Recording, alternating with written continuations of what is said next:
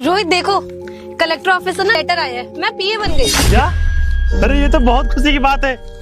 छोटे 1 किलो लड्डू लेके आ, जरा पूरे गांव में बंटवाएंगे। अरे बिल्कुल भैया, हम 1 किलो नहीं, हम 4 किलो लड्डू लेके आएंगे, पूरे गांव में बांटेंगे। अभी लेके आते कोई जरूरत नहीं है मिठाई लाने की। पता नहीं कहाँ से जाके सड़ी गली मिठाई उठा के ले आएगा, उसको खा के मुझे कुछ हो गया तो। अच्छा, तो अब मुझे समझ में आया कि मिठाई खा के तुम्हें कुछ क्यों हो जाएगा। शायद प्रियांशी तुम भूल रही हो कि सुबह तुम इसी घर का खाना खा के गई थी, तब तुम्हें कुछ नहीं हुआ। तुम्हारे हाथ में सिर्फ ज्वाइनिंग का लेटर क्या गया, तुम्हारे तो हाव भाव चेंज हो गए। हाँ, घमंड तो आए गई क्योंकि मेरी गवर्नमेंट जॉब जो लग गई है। तुम्हारे घर वालों ने करी कभी गवर्नमेंट जॉब? अरे गवर्नमेंट जॉब तो बहुत दूर की बात है। कभी किसी सरकारी ऑफिस भी गए, और अगर जाएंगे भी ना तो वहाँ से उन्हें धक्के मार के निकाल दिया जाएगा। और अब मेरी तो लग गई है गवर्नमेंट जॉब, तो मेरे हाव भाव बदलना तो लाजमी है। और मैं तुम्हें एक चीज क्लियर कर देती हूँ, अगर तुम्हें मेरे पति बन के रहना है तो तुम्हें मुझे पूरे 2 करोड़ रुपए देने होंगे। क्या 2 करोड़ रुपए? तुम्हारा दिमाग खराब है क्या? तुम शायद ये भूल रही हो, मैं कर्जा ले लेके तुमको पढ़ाया हूँ। अरे मैंने खुद अपनी पढ़ाई छोड़ी, किसके लिए? सिर्फ तुम्हारे लिए। और ये तुम पीए क्या बन रही हो? तुम बोल रही हो मैं तुम्हें 2 करोड़ रुपए दूंगा? तुम्हारा दिमाग तो सही है। अभी हमारी बच्ची हुई है, उसका तुम्हें होश नहीं है, और ऊपर तुम मुझे पैसे मांग रही हो। अरे थोड़ी सी तो शर्म कर लो। तुम्हें गर्व महसूस होना चाहिए कि तुम एक गरीब घर की लड़की होके, किसी गरीब आदमी की पत्नी होके तुम्हारी इतनी अच्छी नौकरी लगी है। घर की स्थिति सही करनी चाहिए, तो तुम क्या कह रही हो मुझे 2 करोड़ रुपए दो? अरे बस बस, ये ड्रामे करने की ना जरूरत नहीं है। तुमने मुझे नहीं पढ़ाया, जो मैं बनी हूँ अपने दम पे बनी हूँ। और तुम्हें भी पता था कि तुम्हारे बस की तो कुछ है नहीं, इसलिए तुमने मुझे फोर्स किया और मुझे पढ़ाया, क्योंकि तुम्हें बहुत अच्छे से पता था कि अगर मैं पढ़ लिख जाऊंगी तो जो झोपड़पट्टी है ना, जहाँ पे तुम रहते हो स्थिति में, वहाँ पे मैं सुधार ले आऊंगी और तुम पूरा परिवार मिलके मेरे पैसों पे अय्याशी करोगे। ये ऐसा मैं होने नहीं दूंगी। और ये देखो, अब तुम्हारे जैसे फटीचर के साथ कौन रहेगा? मैंने तो बना लिया अपना एक नया बॉयफ्रेंड। अब तुम खुद ही सोचो कि मैं कहीं जाऊंगी और वहाँ पे लोग देखेंगे कि अरे ये तो कलेक्टर की पीए, और उसका पति इतना फटीचर, गाँव का गवार। अपना हुलिया देखो तुम, ये खेती बाड़ी बेच भी दोगे ना तब भी मुझे 2 करोड़ रुपए नहीं दे पाओगे। इसीलिए मैंने तुम्हारे सामने ये शर्त रखी कि तुम मुझे 2 करोड़ रुपए दो, क्योंकि मुझे पता है तुम दे तो पाओगे नहीं, और मैं तुम्हें दे दूंगी डाइवोर्स, और मैं अपने बॉयफ्रेंड के साथ आराम से रहूंगी। बिल्कुल सही कहा प्रियांशी तुमने कि मैं किसी काबिल नहीं। अरे मैं ही पागल था जो मैंने दिन रात एक कर दिया पैसा कमाने के लिए, तुझे कुछ बनाने के लिए, तुझे पढ़ाने लिखाने के लिए, ये दिन देखने के लिए। अरे थोड़ी तो शर्म कर ली होती। मैंने तेरे घर से शादी इसलिए की थी तेरे से कि तू एक गरीब घर से, और मैं भी उसी के आसपास आता हूँ, और तेरे से मैं इतना प्यार करता था। और आज तो अपने बॉयफ्रेंड साथ खड़ी है, मुझे ये सब सिखा रही है। हाँ भाभी, भैया एकदम सही कह रहे हैं। अरे आपको थोड़ी तो शर्म करनी चाहिए थी ना। अरे भैया ने आपके लिए कितने लोगों के सामने भीख मांगी, हाथ पैर जोड़े, अपनी कितनी जमीनें बेच दी सिर्फ आपको पढ़ाने के लिए। अब सब कहने से ना कोई मतलब नहीं है। इसको थोड़ी सी भी शर्म होती ना तो अपने बॉयफ्रेंड के साथ मेरे सामने खड़े होकर ये सब ना बोल रही होती। किसी ने सही कहा है कि पैसा ना इंसान से सारी कुछ करवा सकता है, लेकिन ये नहीं सोचा था कि इस हद तक कोई जा सकती है। अरे तो भैया, भाभी को कम से कम एक बार ये तो सोचना चाहिए था ना कि आज वो जो ये पीए की नौकरी पे इतना उछल रही है ना, ये सिर्फ आपकी वजह से मिली है। अगर आप अपनी मेहनत ना करते ना। छोटे, वक्त बहुत बलवान होता है। आज इसको अपनी छोटी सी नौकरी पे घमंड है ना, कल यही घमंड इसको चूर चूर कर देगा। अबे ओ, ये रोना धोना ना बंद करो तुम दोनों। और तुम कह रहे हो मैं अपना बॉयफ्रेंड यहाँ पे लेकर आ गई, तो हाँ, मैं अपना बॉयफ्रेंड यहाँ पे लेकर आई हूँ, तुम्हें दिखाने लेकर आई हूँ तुम्हारी औकात, क्योंकि तुम क्या हो और ये क्या है। और एक बात बताओ मुझे, अगर मैं इस झोपड़पट्टी में, इस कबाड़े में रहूंगी और यहाँ से नौकरी करने जाऊंगी तो लोग क्या सोचेंगे कि बताओ, इतने बड़े कलेक्टर की पीए और ऐसे झोपड़पट्टी से आई है। तो मेरी बात सुनो, तुमने जो लोन लिए थे ना मुझे पढ़ाने के लिए, ये मैंने तुम्हें नहीं बोला था। अब अगर मेरे साथ शादी करी है, मेरे साथ 7 फेरे लिए हैं, तो कुछ तो फर्ज बनता है ना तुम्हारा, तो वही फर्ज तुमने अदा किया। अब मैं, अगर मेरी सरकारी नौकरी लग गई है तो वो मेरी मेहनत से लगी है। मैं पढ़ने में अच्छी थी, मैंने एग्जाम निकाला तो मेरी नौकरी लगी, इसमें तुम्हारा कोई रोल नहीं है। और रहूंगी तो मैं अपने बॉयफ्रेंड के साथ ही, समझ आया? वाह प्रियांशी वाह, तुमने सही कहा।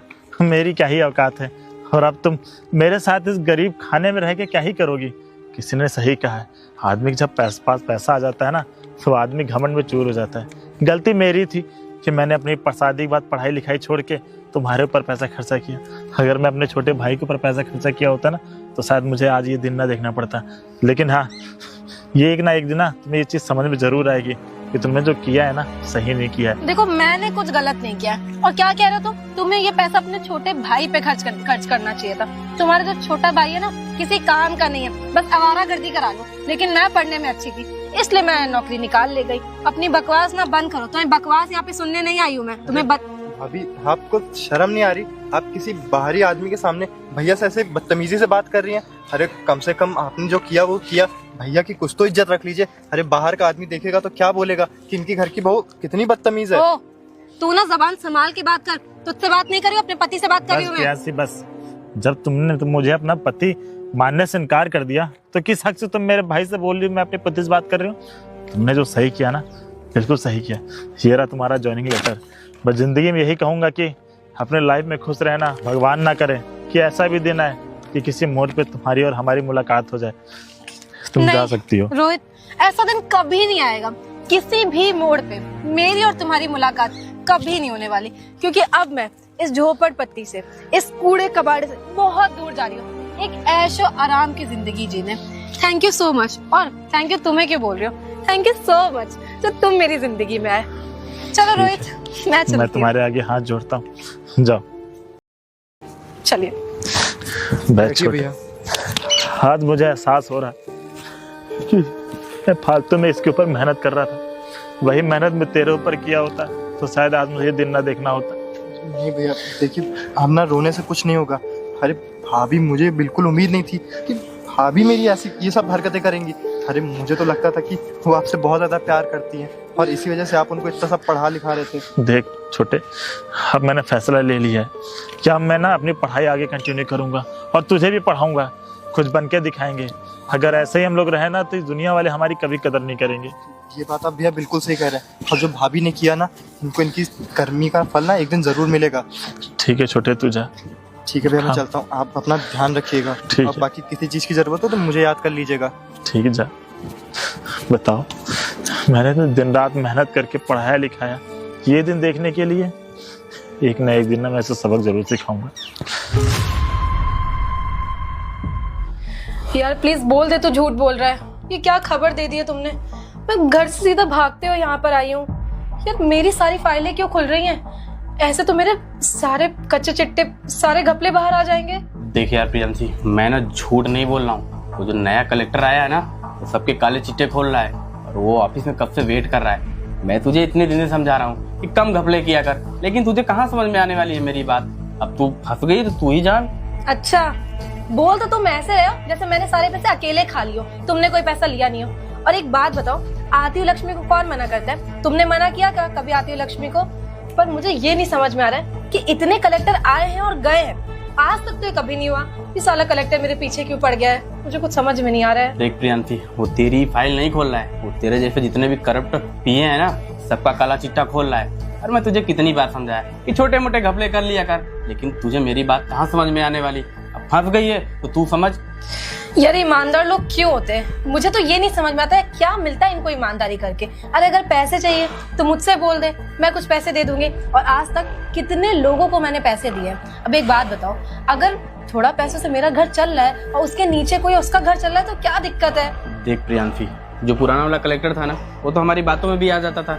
थोड़े वैसे पैसे हम लोग खिला के अपनी बात तो मनवा ही लिया करते हैं, लेकिन ये जो कलेक्टर आया ना बहुत ही सख्त है। और पता है, जैसे ही ऑफिस में आया ना, सबसे पहले यही बोला कि पीए की फाइल लाओ। अरे मुझसे ऊपर भी तो इतने सारे लोग हैं, अगर उसे पैसे या ये फाइल चेक करनी है तो उनकी करे ना। मैं मामूली से पीऊं, कितना ही घपला कर लूंगी। थोड़ा थोड़ा घपला करके मेरा घर चल रहा था। प्रियांशी, ये जो छोटा छोटा घपला किया ना, छोटा छोटा घपला करके तुमने अपनी फाइल ना इतनी मोटी कर ली है। अब वो जो नया कलेक्टर आया है ना, वो बहुत ही सख्त है और सबकी खड़िया खड़ी कर देगा। अब मुझे तो ये नहीं समझ में आ रहा प्रियांशी, फंसेगी तू तो तेरे साथ तो मैं भी फंस जाऊंगा। तुम चुप करो, यहाँ मेरा तो समझ में नहीं आ रहा, तुम अपना जरूर घुसेड़ दे रहे हो। मैं क्या करूं? एक काम करती हूँ, मुझे ना उससे बात करनी चाहिए जाके। यार ऐसे तो काम नहीं चल पाएगा। सुन प्रियांशी, मैं ना एक आइडिया बताता हूँ। तू वैसे भी लड़की है, वैसे भी पिछला कलेक्टर भी तेरी बातों में आ गया था, इसको भी तुम प्यार से बातें करना, हो सकता है तेरी बातों में आ जाए। बात तो तुम सही कह रहे हो। एक काम करती हूँ ना, मैं उनसे जाके मिलती हूँ और अगर नहीं मानते हैं तो मैं इमोशनल ड्रामा कर दूंगी। और नहीं तो क्या, वैसे भी लड़की है, मेरी बात तो सब मान जाते हैं। हाँ सही कह रहे हो, रोने लगूंगी या कुछ ना कुछ तो करना पड़ेगा। और अगर तुम्हें पता, अगर उसने मेरे खिलाफ केस कर दिया ना तो हो सकता है मुझे जेल भी जाना पड़ जाए। अरे नहीं नहीं प्रियांशी, तू जेल जाएगी तो तेरे साथ मैं भी फंस जाऊंगा। देख प्रियांशी, मैं जेल नहीं जाना। चुप रहो तुम, यहाँ मुझे अपनी टेंशन और तुम अपना बार बार घुसेड़ रहे हो। यार नौकरी भी जाएगी, जेल भी जाना पड़ेगा। नहीं नहीं, ये मैं हरगिज नहीं होने दूंगी। मैं एक काम करती हूँ, मेरी फाइल दो, मैं अब जाके उनसे बात करती हूँ, है ना? ठीक है, तू जा, देख मेरे को कुछ नहीं होना चाहिए। अरे तुम चुप रहो यार। ये लड़की ना पूरा पागल हो गई है बिल्कुल। इतने घूस खा के ना, अगर ये फंसेगी ना तो इसके साथ साथ तो मैं भी फंस जाऊंगा। बेटा रवि, कुछ तो करना पड़ेगा जान बचाने के लिए।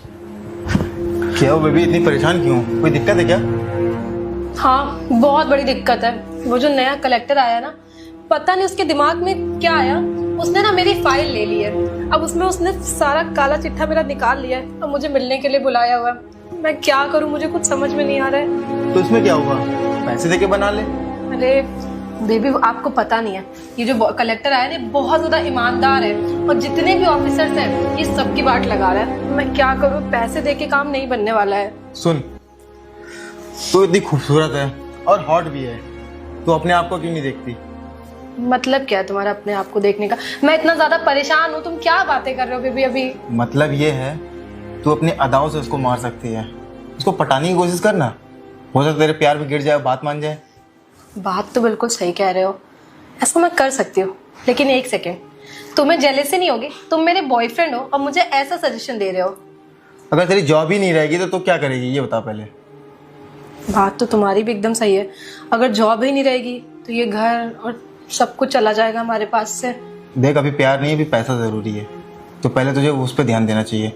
तुम सही कह रहे हो, तो मैं एक काम करती हूँ, मैं कल मिलने जाना ही है मेरे को, तो मैं वहाँ पे थोड़ा ट्राई करने की कोशिश करूँगी। हाँ बिल्कुल कर ट्राई, लेकिन अदाओं से मारना उसको। बिल्कुल बिल्कुल सही कह रहे हो। वैसे बेबी, मेरे साथ रह रह के बहुत समझदार हो गए हो, है ना? लेकिन अगर वो नहीं माना तब मैं क्या करूँगी? अरे मानेगा कैसे नहीं, तुम जैसी खूबसूरत लड़की पे कोई फिदा ना हो, ऐसा कभी हो सकता है? चलो, बात तो बिल्कुल सही कह रहे हो। ट्राई करने में क्या जाता है। हाँ एक काम करती हूँ, मैं कल जाऊंगी ना अच्छे से तैयार होके, उनसे बात करूंगी। क्या पता पैसे से नहीं, मेरी खूबसूरती से ही वो मान जाए, है ना? बस एक बार मेरी फाइल वो वापस कर दें और ये सारी चीज़ें ठीक हो जाए, फिर मेरी थोड़ी टेंशन खत्म हो। बेबी मैं बहुत ज़्यादा परेशान हूँ इन दिनों। चल टेंशन मत ले, अब जैसा बोला वैसे ही करना। चलो ठीक है, आप चलिए, मैं आती हूँ। वैसे कुछ भी कहो, बात तो बनी एकदम सही कह रहा था। अब मैं अपनी इस बॉडी का कब फ़ायदा उठाऊंगी?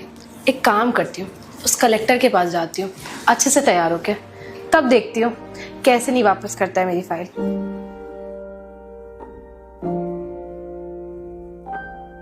हेलो जी, नहीं उनको ऑफिस में भेज दीजिए। ओके।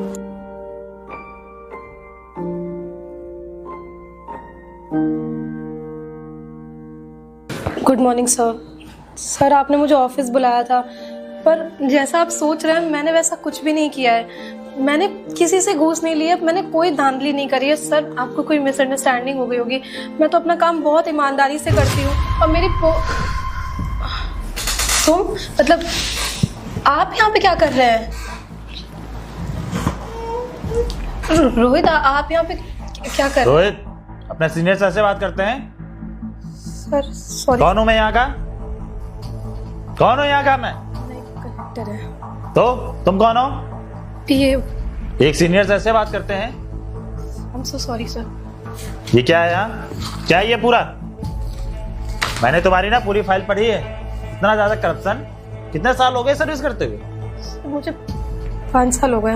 5 सालों में आपने 3 करोड़ की प्रॉपर्टी कर ली, कैसे? आपकी सैलरी तो 70-75 हजार रुपए है ना? सर वो मैं सेविंग्स करती हूँ। ओह माय गॉड, अच्छा आजकल गवर्नमेंट जॉब वाले भी सेविंग करके 3-4 करोड़ की प्रॉपर्टी बना लेते हो भी 4-5 साल के अंदर। रोहित आप यहाँ पे मतलब सॉरी सर, आप यहाँ पे पहुंचे कैसे? मैं यहाँ पे पहुंचा कैसे?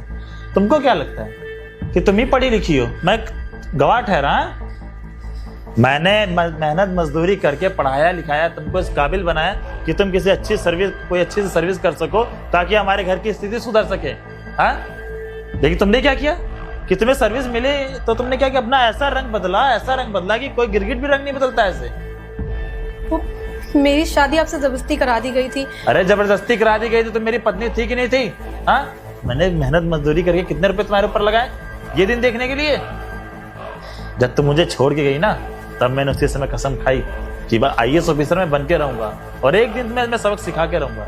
और आज कुदरत का करिश्मा देखो, तुमने इतना ज्यादा करप्शन किया कि तुम्हारा केस मेरे पास आना था। और जब मैंने तुम्हारी फाइल पढ़ी ना, तब भगवान कसम मेरे दिमाग में इतना आया ना कि तुम्हें मैं जाने तो नहीं दूंगा। और तुमने जो ये 3-4 करोड़ की प्रॉपर्टी 5 साल में बनाई है ना, इसका पूरा चिट्ठा मुझे देना होगा तुम्हें। समझ में आया? तुम्हें मैं ऐसा जेल के पीछे घसीटूंगा ना, ऐसा घसीटूंगा ना, तुम्हें पूरी जिंदगी भर याद रहेगा। आप ये कैसी बातें कर रहे हैं? मैं आपकी वाइफ हूँ, आप मुझे जेल भेजने की बातें कर रहे हैं? अरे माना हमारी चीज में बीच में लड़ाइयाँ चल रही थी, पर इसका मतलब ये थोड़ी कि वाइफ, तुमने मुझे कभी अपना पति समझा? तुम्हारा वो बॉयफ्रेंड कौन था, बनी, क्या हुआ उसका?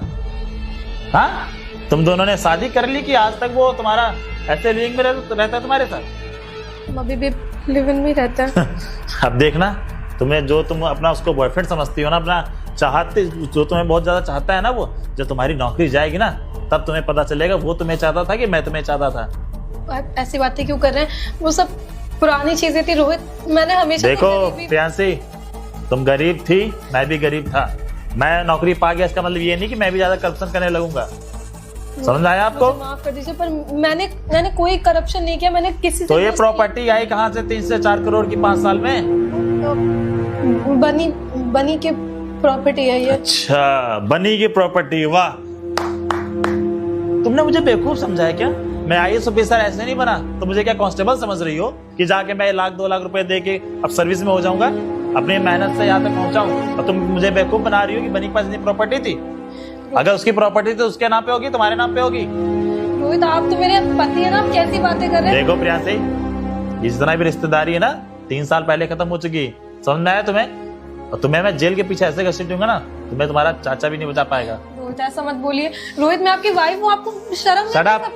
वाइफ हो तो मेरी, वाइफ का एक भी फर्ज तुमने निभाया?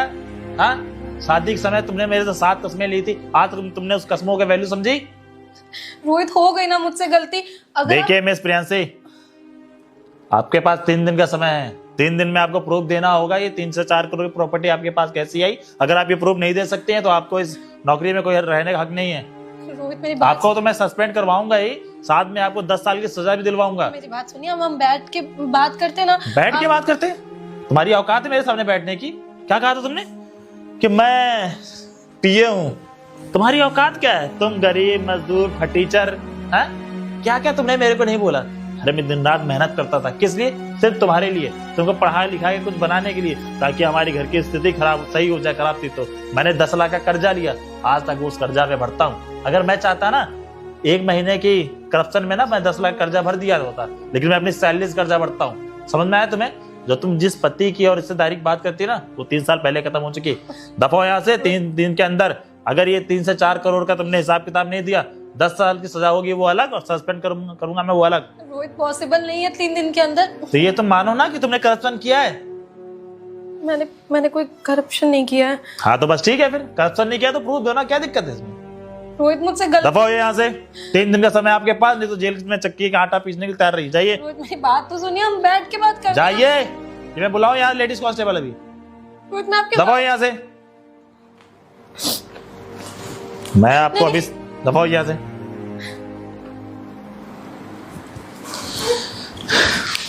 दया तो मुझे बहुत आ रही है, लेकिन इसकी जितनी करतूत है ना, किसके ऊपर दया करने लायक नहीं है। 5 साल के अंदर 3 से 4 करोड़ की प्रॉपर्टी, यही दिन देखने के लिए इसने PA की नौकरी की थी। जब ये जेल के पीछे जाएगी ना 10 सालों के लिए, तब इसे पता चलेगा कि प्यार क्या होता है और पैसों को लूटना क्या होता है।